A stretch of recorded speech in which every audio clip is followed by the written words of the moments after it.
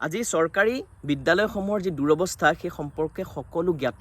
শেহতীয়াকৈ আমি লক্ষ্য কৰিছোঁ কি ধৰণৰ বিভিন্ন ইভেণ্টৰ নামত, বিভিন্ন কাৰ্যসূচীৰ নামত এমাহতে 20টা অনাশৈক্ষিক কামত চৰকাৰী শিক্ষকসকলক ব্যস্ত ৰখা হৈছে, ছাত্ৰসকলক ব্যস্ত ৰখা হৈছে আৰু তাৰ ফলত পাঠদান ব্যাহত হৈছে। অকল সেয়াই নে, এই সময়ত আমি দেখা পাইছোঁ এমালগেমেশ্যনৰ নামত 11,000 বিদ্যালয় বন্ধ কৰি দিয়া হৈছে।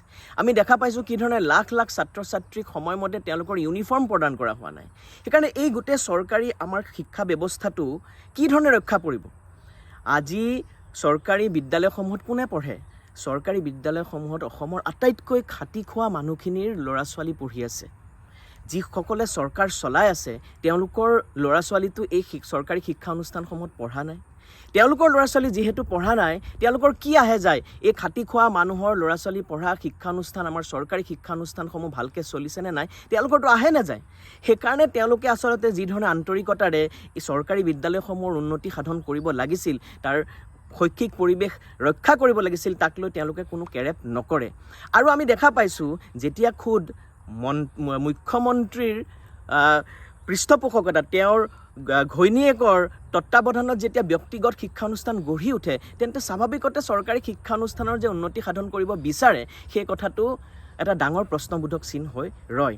আমি লক্ষ্য কৰিছোঁ যে আজি চৰকাৰী বিদ্যালয়সমূহত খাটি খোৱা জনগণৰ ল'ৰা ছোৱালী পঢ়ি আছে।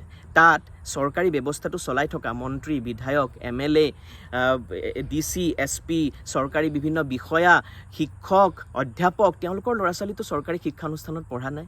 সেইকাৰণে স্বাভাৱিকতে এটা প্ৰশ্ন উত্থাপন হয় যে আমাৰ চৰকাৰী ব্যৱস্থাটোৰ উন্নতি সাধন কেনেকৈ হ'ব? স্কুলবিলাকৰ উন্নতি কেনেকৈ হ'ব? যদি তেওঁলোকৰ ল'ৰা ছোৱালী নপঢ়ে, যিসকলে ব্যৱস্থাটো চলাই আছে, তেন্তে এই চৰকাৰী স্কুলবিলাকৰ অৱস্থা উন্নতি হ'বনে?